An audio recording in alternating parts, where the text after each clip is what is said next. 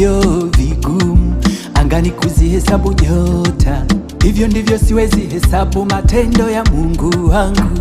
Kama ilivyo vigumu maji kuyabeba kwa kiganja, hivyo ndivyo siwezi hesabu na wema wa Mungu wangu. Yesu hakunipa thamani ya kawaida mimi, ndiyo maana amenipandisha, kanibariki na kunitunza. Kwa watu wa viwango viwango na mimi nimo, namshukuru Mungu kwa matendo makuu kanitendea, na wakanigiredi mimi wa chini, kumbe waliwaza tofauti na levo Mungu kesha nipangia. Ndiyo maana naimba leo na kusema ni mwema, mwema.